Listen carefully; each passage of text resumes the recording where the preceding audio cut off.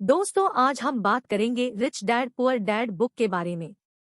Rich dad poor dad पुस्तक Robert T Kiyosaki द्वारा लिखी है, जिसमें पैसों का मैनेजमेंट करना बहुत अच्छी तरह से बताया गया है और यह भी बताया गया है कि अमीर लोग और गरीब लोग अपने बच्चों को कैसे पैसे का मैनेजमेंट करना सिखाते हैं तथा पैसों के बारे में क्या क्या बातें बताते हैं। दुनिया में हर व्यक्ति अमीर बनना चाहता है। वह भी चाहते हैं कि उनके पास अच्छी गाड़ी हो, अच्छा घर हो और उनका बिजनेस अच्छा चलता रहे, अच्छा कमाएं और अच्छा खाएं। परंतु कुछ लोग अमीर बन जाते हैं, लेकिन कुछ लोग अमीर नहीं बन पाते। शायद उनके सपने अधूरे रह जाते हैं। रॉबर्ट टी कियोसाकी के बारे में बात करें तो उनके दो पिता थे। एक पिता बहुत ज्यादा अमीर थे तथा दूसरे पिता बहुत गरीब थे। अब आप पूछेंगे, दो पिता कैसे हो सकते हैं? तो जी हाँ, जो इनके असली पिता थे वह बहुत गरीब थे और बहुत पढ़े लिखे, उनके पास काफी डिग्रियां थी। परंतु वह जो उनके दूसरे पिता थे, वह अपने बेस्ट फ्रेंड के पिता को ही अपना पिता मानता था, जो बहुत ज्यादा अमीर है और अपने क्षेत्र में काफी सफल है। उनके दोनों पिता ने साथ ही में पढ़ाई की थी, उन्होंने कड़ी मेहनत परिश्रम भी किया। परंतु अमीर पिता ने पढ़ाई बीच में ही छोड़ दी थी, बल्कि जो गरीब पिता थे उन्होंने पढ़ाई जारी रखी। लेकिन अपने अपने क्षेत्र में दोनों ने काफी मेहनत करके अपनी सफलता प्राप्त की। लेकिन दोनों पिता के बीच में पैसा कमाने की राय बिल्कुल अलग थी।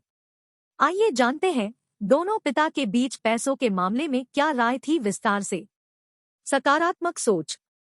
रॉबर्ट टी कियोसाकी के पहले गरीब पिता रॉबर्ट को समझाते थे कि कोई भी वस्तु या कोई भी ऐसी चीज नहीं खरीद सकता, उसके अंदर ऐसी काबिलियत नहीं है। परंतु दूसरे पिता उसी से कहते हैं, यदि तुम कोई वस्तु नहीं खरीद सकते तो उसका कारण ढूंढो कि कैसे नहीं खरीद सकते। यदि तुम्हें वह प्राप्त करनी है तो उसे कैसे खरीद सकते हो? इन प्रश्नों को आप ढूंढो। गरीब पिता की सोच नकारात्मक थी, वह रॉबर्ट द्वारा कही गई बात को यहीं पर खत्म कर देते थे। परंतु अमीर पिता द्वारा कही गई बात प्रश्नवाचक थी। हाँ, यदि प्रश्नवाचक होता है तो हम अक्सर सोचने पर मजबूर हो जाते हैं। हमें उसके कारण को ढूंढना होता है कि हम कैसे किसी वस्तु को खरीद सकते हैं, उसे प्राप्त कर सकते हैं। यदि कोई व्यक्ति ऐसा सोचता है कि वह किसी सामान को नहीं खरीद सकता तो उसका दिमाग काम करना बंद कर देता है, अर्थात उसके दिमाग में नकारात्मक विचार जाते हैं और वह सोचना बंद कर देता है। यदि वही हम दूसरी ओर देखें कि हम उस सामान को कैसे खरीद सकते हैं, तो हमारे मन में एक प्रश्नवाचक चिन्ह आ जाता है कि आखिर हम इस सामान को कैसे खरीदें और हम उस पर सोचने लगते हैं। अर्थात इससे यह पता चलता है कि हमें अपने दिमाग को नकारात्मक विचार बिल्कुल नहीं देनी चाहिए। हमें सदैव सकारात्मक विचार ही देने चाहिए, जिससे कि हमारा दिमाग हमेशा एक्टिव रहेगा और लगातार वह मजबूत होता जाएगा। जीवन में जोखिम लेना। रॉबर्ट के गरीब पिता रॉबर्ट से कहते थे कि जीवन में जोखिम नहीं लेना चाहिए, अच्छे से पढ़ाई करना चाहिए और अच्छे मार्क्स लाकर अच्छी जॉब करनी चाहिए, और यदि तुम्हारे जीवन में अमीर बनना लिखा है तो तुम अमीर बनोगे, अन्यथा नहीं। वहीं दूसरी तरफ रॉबर्ट के दूसरे पिता कहते हैं, यदि तुम्हें जीवन में कुछ करना है तो जोखिम अर्थात रिस्क लेना अवश्य पड़ेगा। आप अपनी पढ़ाई पूरा करें, परंतु पढ़ाई के साथ साथ आपको फाइनेंशियल मैनेजमेंट भी आना चाहिए, पैसों का मैनेज करना आना चाहिए, संपत्ति और दायित्व में अंतर का ज्ञान हो। हमें जीवन में संपत्ति और दायित्व का विशेष ध्यान रखना चाहिए, क्योंकि संपत्ति से धन की बढ़ोतरी होती है तथा दायित्व से धन की कमी होती है। इस पर विशेष ध्यान देना चाहिए। यदि आप जीवन में अधिक पैसा कमाना चाहते हैं और बहुत अमीर आदमी बनना चाहते हैं, तो आपको अपनी संपत्ति बनाना चाहिए।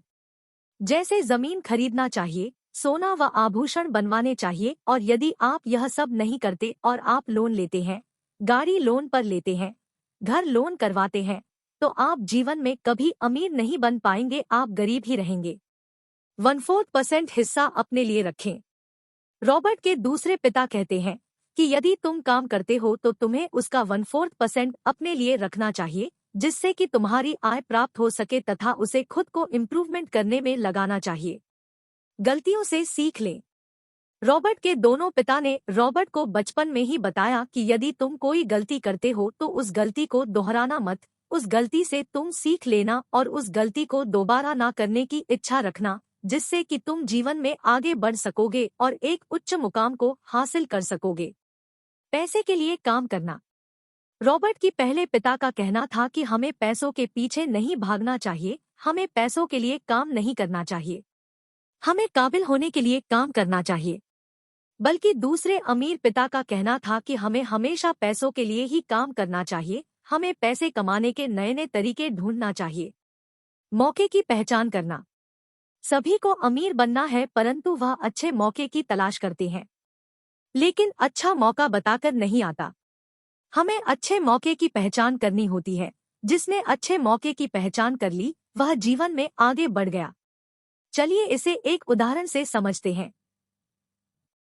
एक आदमी एक शहर से गुजर रहा था। उसने एक घर पर एक बोर्ड लगा हुआ देखा, उस पर लिखा था हाउस फॉर सेल। वह इस मौके को गंवाना नहीं चाहता था, क्योंकि उस समय मंदी चल रही थी तो बहुत ही कम कीमत पर वह घर बिक रहा था। उसने उस घर को खरीद लिया। कुछ समय बाद मंदी खत्म हुई और उस घर की कीमत बढ़ गई और उसने उसको दुगुने 3 गुने दाम पर बेच दिया और उसे काफी मुनाफा हुआ। पैसों को सहेज करने की समझ होना। दुनिया में सभी पैसे को सहेज कर रखते हैं, सबको पैसा सहेज कर रखना बहुत अच्छी तरह से आता है। पर यहाँ इसका यह अर्थ नहीं है कि पैसे एक अलमारी या गुल्लक में रखना हो या बैंक में रखना हो। अर्थात सहज का अर्थ क्या है कि हमें पैसे कहाँ पर इन्वेस्ट करना है, कहाँ पर खर्च करना है, जिससे कि हमारी आय बनी रहे और हम पैसे को इन्वेस्ट करते रहें। तो हमें इस बात को समझना चाहिए पैसे कहाँ पर इन्वेस्ट करना है और कहाँ पर नहीं। यदि इन्वेस्ट अच्छी जगह पर होगी तो इनकम भी अच्छी रहेगी। तो आपके मन में भी कुछ सवाल आए होंगे, तो चलिए उसके बारे में बात कहूँ। पहला सवाल, पैसों को खर्च कहाँ करना चाहिए? हमें पैसे वहां पर इन्वेस्ट करना चाहिए जहां से हमारी आय भी बनी रहे और हमारा काम भी हो जाए। दूसरा सवाल, मौके की पहचान से क्या अभिप्राय है? मौके की पहचान से यह अभिप्राय है कि हमें उस मौके को नहीं गंवाना चाहिए जो हमारे फायदे के लिए हो।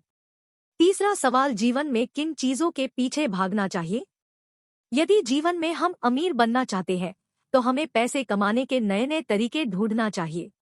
चौथा सवाल, संपत्ति का अभिप्राय क्या है?